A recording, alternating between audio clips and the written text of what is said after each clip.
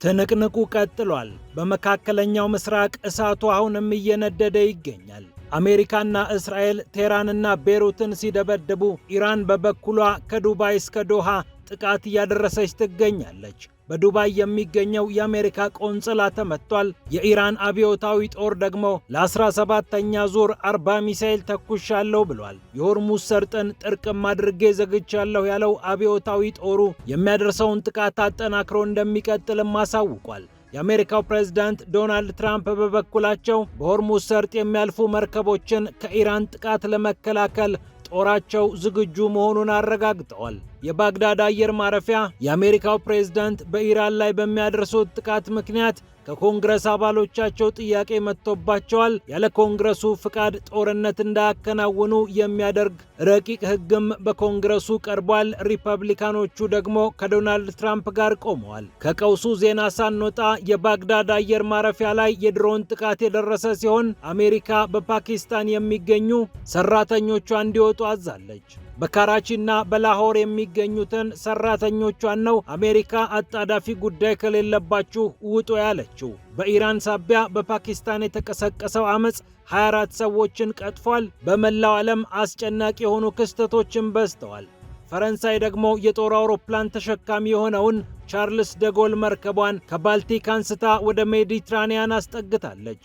የፈረንሳዩ ፕሬዝዳንት ኢማኑኤል ማክሮን ትራምፕንና ኔታንያሁን ቢወቅሱም አጋሮቻቸውን ለመጠበቅ ግን ራፌል ጀቱን አስነስቶ ጦራቸው ወደ አካባቢው መዝመቱን አረጋግጠዋል። የጀርመኑ ቻንስለር ፍሬድሪክ ሜርዝ ደግሞ ከትራምፕ ጋር እየተለሳለሱ ይገኛሉ። ስፔን በትራምፕ ጥምድ ተደርጋ ተይዛለች። ትራምፕ ስፔንን እቀጣለሁ እያሉ ነው። ኢራንን የምትመቺበት የጦር ቤዝ አልሰጥሽም፣ ኢራንን በምድሬ ካለው የጦር ቤዝሽ ተነስተሽ አትመቺም ያለችው ስፔን በትራምፕ ጥርስ እንደተነከሰባት ተነግሯል። ትራምፕ እያስፈራሩ ነው። እንዲሁም ከፍተኛ ጭንቀት ውስጥ ባለችው ዱባይ የሚገኙ የዓለማችን ዝነኞች ለግል ጀቶች ከ$300,000 በላይ ከፍለው ከዱባይ እየወጡ እንደሆነ ተነግሯል። በመኪናና በግል ጀት አቆራርጠው ዱባይን እየለቀቁ ያሉት ዝነኞች ጉዳይ መነጋገሪያ ሆኗል። እንዲሁም ሶስቱ የአሜሪካ F-15 የጦር ጀቶችን በተመለከተ የመጀመሪያ ዙር ምርመራ ይፋ መደረጉን ዎል ስትሪት ጆርናል ዘግቧል። የጦር ጀቶቹ በኩዌት ተመተዋል መባላቸው ደግሞ ብዙዎችን አስገርሟል። ፒያሳ ኔትወርክን ስትከታተሉ ሁሉንም በጥልቀት ታገኛላችሁ። ፒያሳ ኔትወርክን ሰብስክራይብ፣ ላይክ እና ሼር በማድረግ የፈጣን የተአማኒና የጥልቅ ዘገባዎች ቤተሰቡን ስንል በአክብሮት ጋብዘናል። አሁን ወደ ጉዳዮቻችን አለፍን።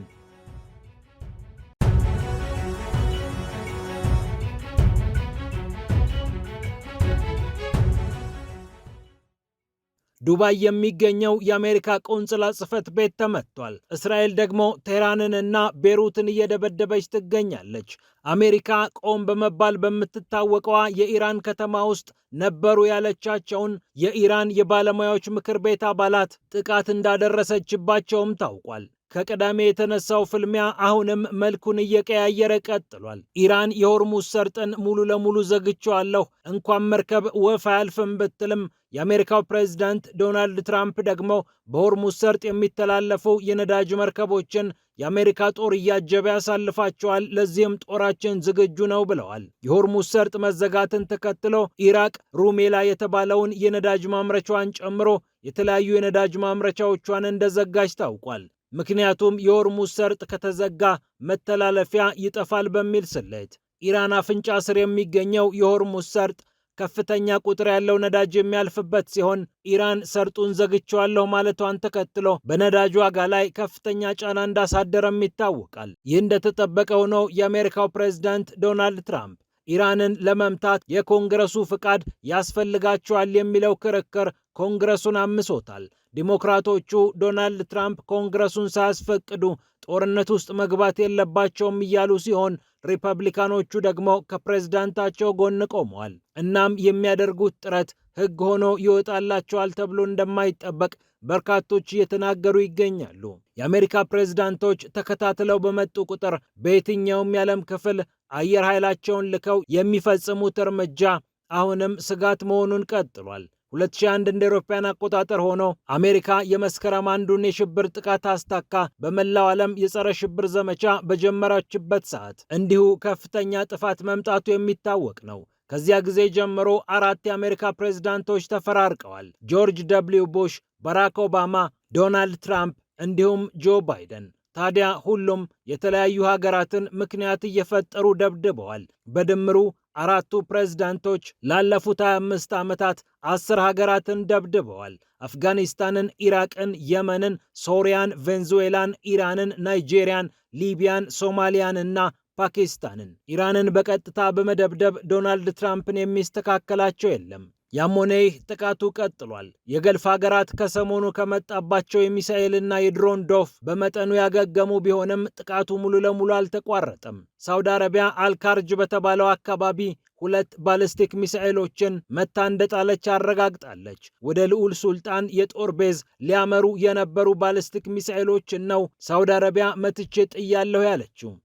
በተመሳሳይ በባግዳድ አየር ማረፊያ የተወረወረው ድሮንም ተመቶ ወድቋል ተብሏል። ለአሜሪካ ኤምባሲና ለአሜሪካ ጦር የሎጂስቲክ ድጋፍ የሚያደርጉ አካባቢዎች ላይ ነው ድሮኑ ተተኩሷል የተባለው። ይህ እንዳለ ሆነው አሜሪካ ፓኪስታን ውስጥ የሚገኙ የመንግስት ሰራተኞቿ አጣዳፊ ስራ ከሌለባቸው አካባቢውን ለቀው እንዲወጡ አዛለች። ካራቺና ላሆር በተባሉት አካባቢዎች የሚገኙ የአሜሪካ የውጭ ጉዳይ ሚኒስቴር መስሪያ ቤት ሰራተኞችን ነው አሜሪካ ውጡልኝ ያለቻቸው። ካራቺ በሚገኘው ቆንጽላ ጽሕፈት ቤት የተቀሰቀሰው አመፅ በርካቶች የሞቱበት እንደሆነ ይታወቃል። በፓኪስታን ያሉ ዜጎች እንዴት ኢራንን ትደበድብብናለሽ ብለው የአሜሪካ ቆንጽላን እየደበደቡ ከፍተኛ ሁከት ፈጥረው ነበር። የፓኪስታን የጸጥታ ኃይሎችም እርምጃ በመውሰዳቸው ምክንያት 10 ሰዎች እዛው ሲሞቱ በአጠቃላይ ከ24 ሰዎች በላይ በምድረ ፓኪስታን መሞታቸው ተነግሯል። አሜሪካ ኢስላማባድ የሚገኘውን ኤምባሲዋን ብቻ ምንም አይነት ለውጥ ያላደረገችበት ሲሆን ካራቺና ላሆር የሚገኙትን ግን ለጊዜው በከፊል እየዘጋቻቸው ትገኛለች።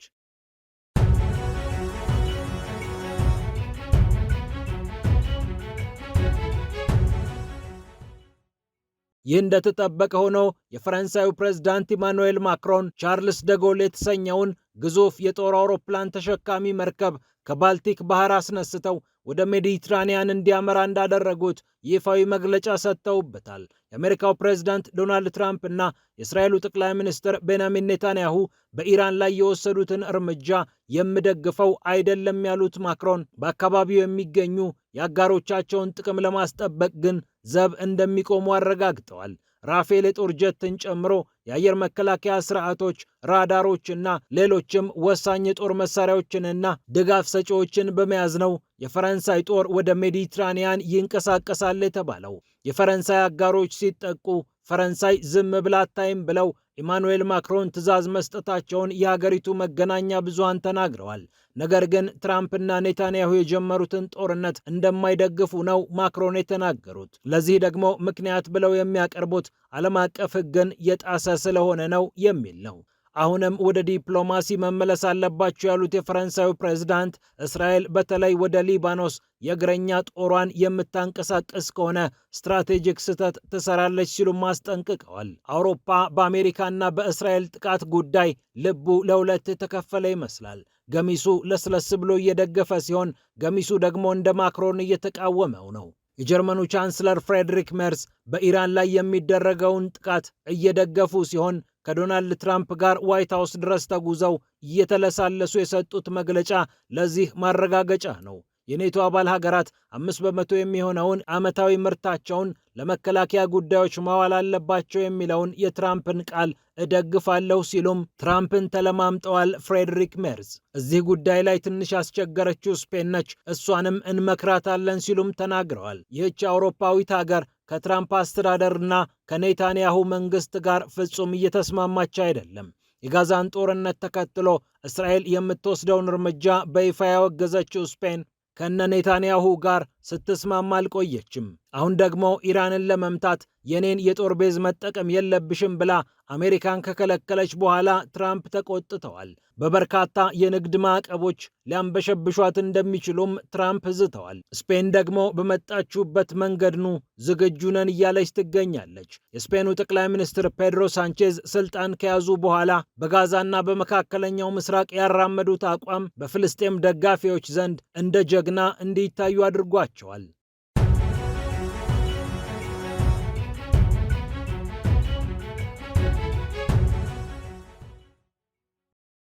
ከዚሁ ከመካከለኛው ምስራቅ ቀውስ ሳንወጣ በዱባይ የሚገኙ ሀብታሞች፣ ዝነኞች እስከ 350,000 አሜሪካ ዶላር እየከፈሉ በግል ጀት ዱባይን ለቀው እየወጡ እንደሆነ ተሰምቷል።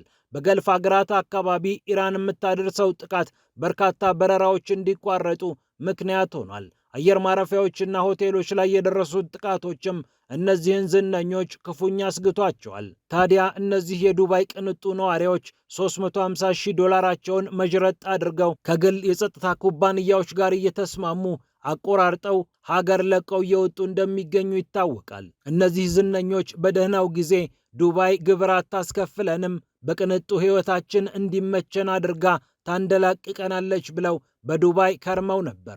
ታዲያ ችግር ሲነሳ ነፍስ ነችና እግሬ አውጭኝ ማለት መረጡ። አብዛኛው የዱባይ ነዋሪ ደግሞ ከውጭ የመጣ እንደሆነ ይነገራል። 4 ሚሊዮን ገደማ ከሚሆነው የዱባይ ነዋሪ 90 በመቶ ከውጭ ሀገራት የመጣ ነው። ባለጸጋውም ተንደላቆ የጉልበት ሰራተኛውም እንጀራ ብሎ የሚገባባት ዱባይ በቅንጡ ኑሮዋ ትታወቃለች። ታዲያ እነዚህ ባለጸጎችና ዝነኞች ከዱባይ ተነስተው የ10 ሰዓት መንገድ በመኪና አቋርጠው ወደ ሪያድ ከገቡ በኋላ ከሪያድ ደግሞ በግል ጀቶች አማካኝነት ወደ መጡበት እንደሚሄዱ እየተነገረ ይገኛል። ኦማንም ሌላኛዋ ተመራጭ ሆናለች። ከዱባይ ወጥተው ወደ ኦማን ሙስካት በመሄድ እዚያ ባሉ ቅንጡ ሆቴሎች አርፈው በግል ጀት ወደ የሀገሮቻቸው እንደሚመለሱ ኒው አረብ ዘግቧል። ፋይናንሻል ታይምስ እንደዘገበው የግል ጀት አገልግሎት የሚያቀርበው ኢንተርጀት የተባለው ኩባንያ ከጦርነቱ በኋላ ከ40 እስከ 55 በመቶ ገበያ እንደጨመረለት ነው የታወቀው። 13 መቀመጫ ያለውን አውሮፕላን የያዘው ይህ ድርጅት በመቀመጫ 26500 ዶላር ሲያስከፍል በአጠቃላይ 345000 ዶላር ለጉዞ የሚያስከፍል ይሆናል።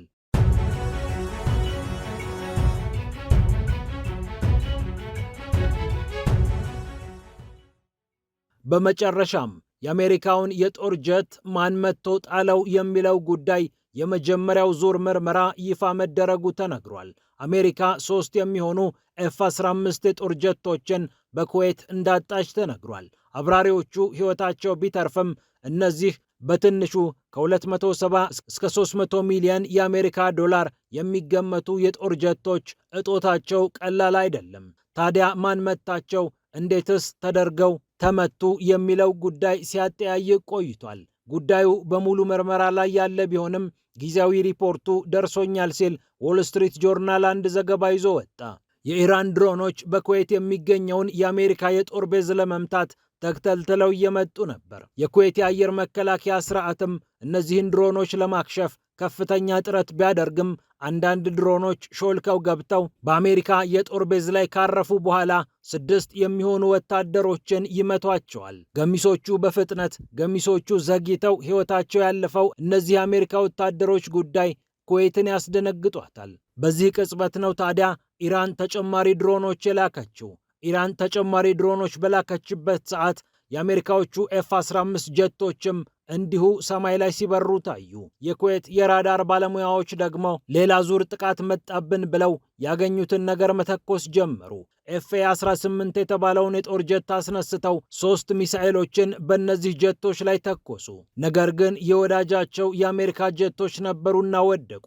አብራሪዎቹ ቢተርፉም ይህ አስደንጋጭ ክስተት የመጣው ኢራን በርካታ ድሮኖችን ወደ ኩዌትና ወደ አሜሪካ የጦር ቤዝ በመተኮሷ ምክንያት እንደሆነ ይታወቃል።